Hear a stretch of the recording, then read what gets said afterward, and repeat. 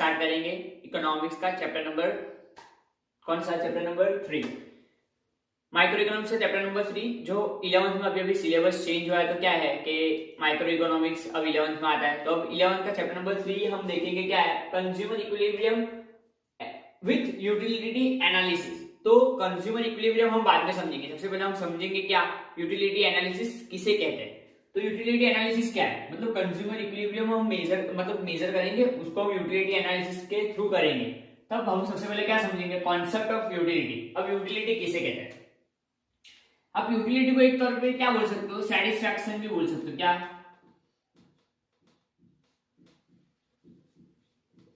Satisfaction, अब utility का satisfaction भी बोल सकते हो। मैं कैसे, मैं आपको बता रहा हूं। कॉन्सेप्ट ऑफ यूटिलिटी क्या बताता है, मतलब कॉन्सेप्ट ऑफ यूटिलिटी क्या समझाना चाहता है, तो हम सबसे पहले वो देखेंगे। Utility refers to satisfaction derived from the consumption of a commodity. अब कंजम्पशन ऑफ कमोडिटी मतलब यूटिलिटी किसे कहेंगे, अगर कोई, जैसे कि अभी मैं ये मार्कर यूज कर रहा हूं, तो मैंने सोचा था ये मार्कर अच्छे से मतलब अच्छे से अगर मैं लिखूं तो सामने स्टूडेंट को अच्छे से दिखना चाहिए।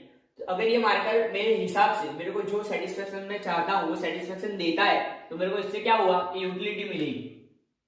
तो मेरा सेटिस्फेक्शन क्या था ये मार्कर से कि अच्छे से लिखना चाहिए। अब अच्छे से लिखना चाहिए मतलब मैं अच्छे से लिख सकूं ये मार्कर से, ये सेटिस्फेक्शन है। तो ये मार्कर से मेरे को क्या डिराइव हुआ, सेटिस्फेक्शन डिराइव हुआ।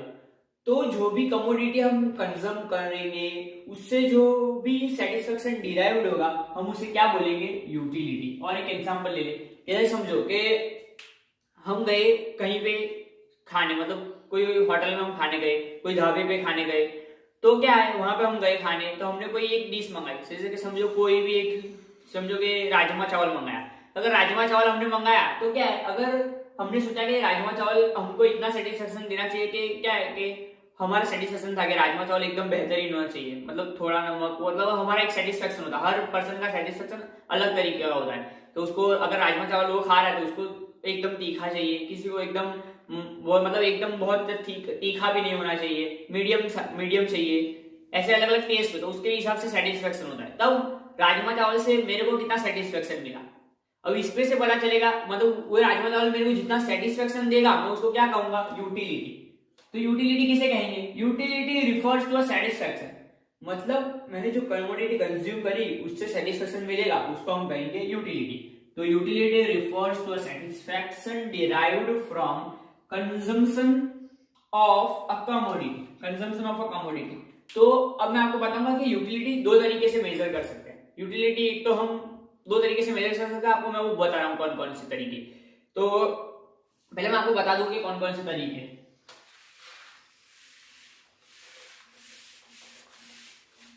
अब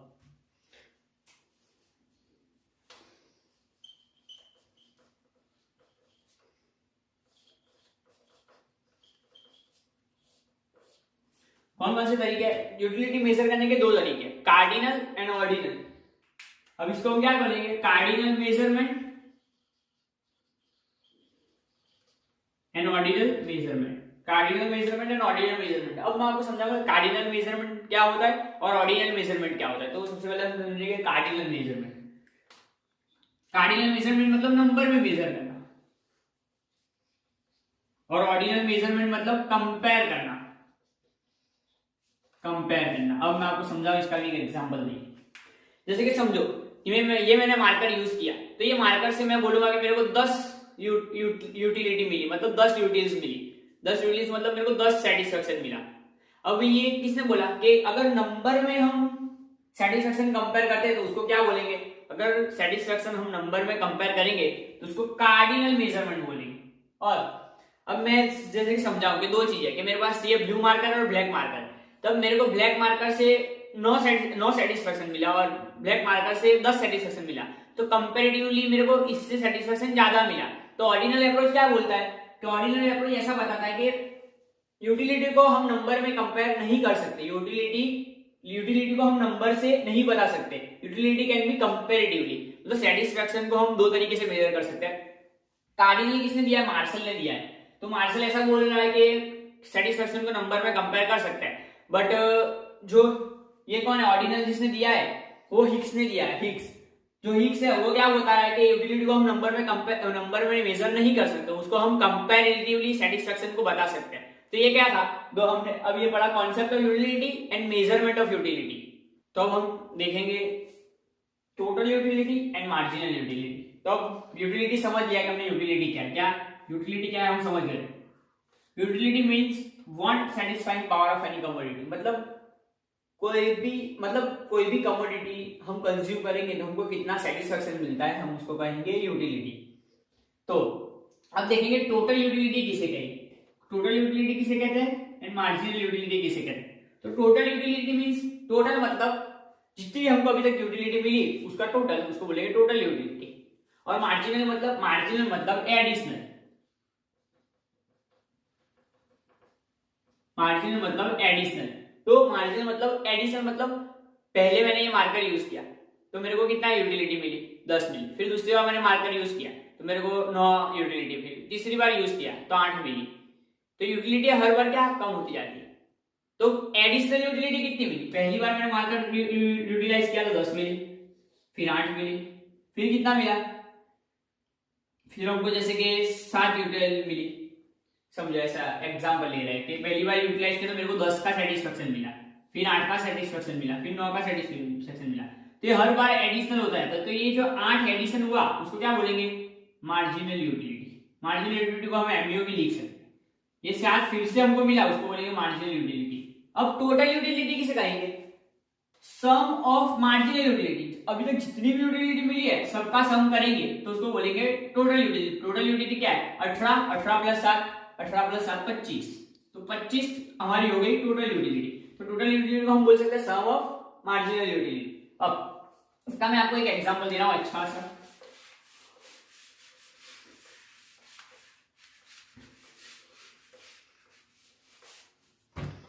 तो हम देखेंगे इसका एक अच्छा सा एग्जांपल।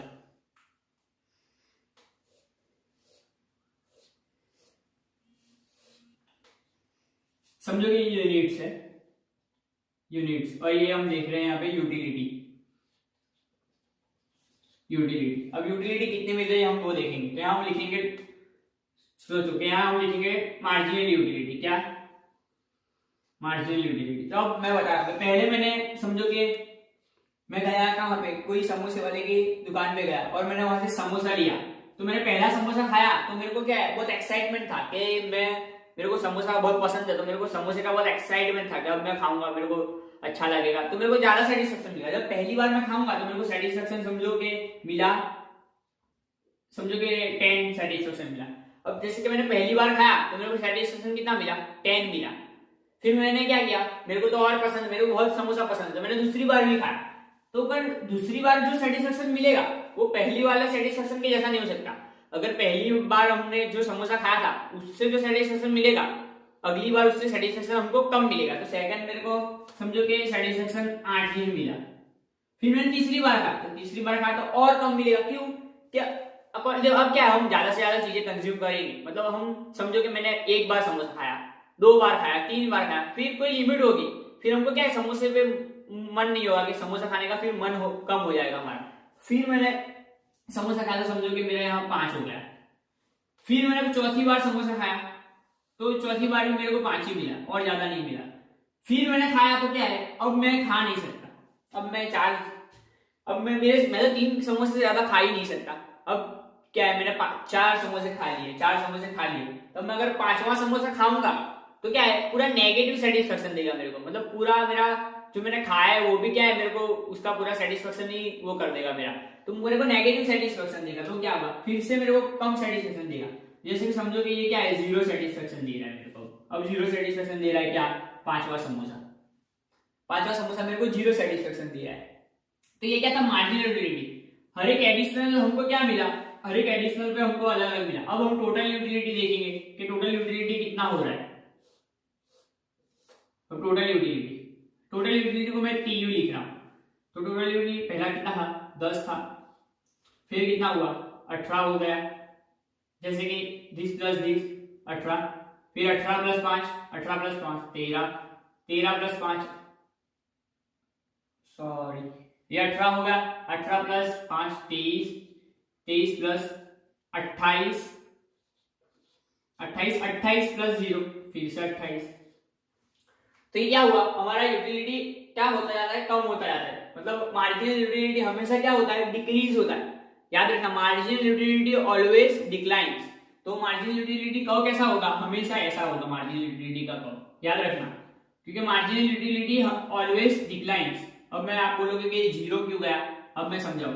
पहले मैंने खाया तो मार्जिनल यूटिलिटी एकदम पीक पे था, फिर मैंने खाया तो मेरा मार्जिनल यूटिलिटी और कम हो गया, फिर मैंने खाया तो और कम हुआ, फिर खाया तो और कम, फिर एक टाइम आ गया कि मेरा मार्जिनल यूटिलिटी जीरो हो गया। तो एमयू का कर्व हमेशा ऐसा होगा। तो मैं आपको बता रहा हूँ marginal utility curve and TU का कर्व कैसा होगा। अब ये ग्राफ है, हमें टेबल याद रखना, मैंने आपको टेबल बताया, अब मैं आपको उससे वो बताऊंगा कि टीयू एंड एमयू कर्व कैसा होगा।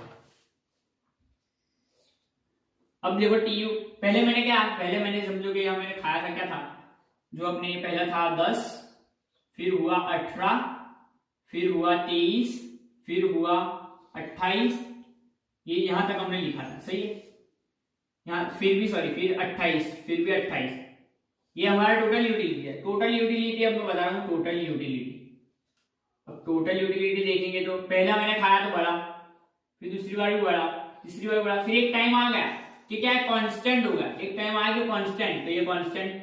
फिर उसके बाद अगर मैं खाऊंगा तो माइनस में सेटिस्फेक्शन मिलेगा, तो और डिक्लाइन होगा, जैसे कि 25 हो जाएगा। तो क्या है, टीयू का हमेशा कैसा होगा, ऐसे होगा, टीयू का हमेशा ऐसे होगा। तो एमयू का देखेंगे अब, एमयू का, तो एमयू का याद रखना, टीयू का कांस्टेंट होता है जब एमयू जीरो होता है, एमयू जीरो होगा तो टीयू कांस्टेंट होगा। एमयू भी मैंने बता दिया, MU curve means marginal utility curve and ये TU curve means total utility curve. तो total utility curve and marginal utility curve मैं आपको अच्छे से समझा रहा हूं कि उसका रिलेशन क्या है। अब आपने समझ लिया कि टोटल यूटिलिटी कर्व कैसे बनता है और मार्जिनल यूटिलिटी कर्व कैसे बनता है, तो उसका रिलेशन आपको बता रहा हूं। पहले हम लिखेंगे एमयू डिक्लाइन, एमयू डिक्लाइन हो रहा है तो टीयू क्या हो रहा है, टीयू इंक्रीजेस, टीयू इंक्रीजिंग। फिर एमयू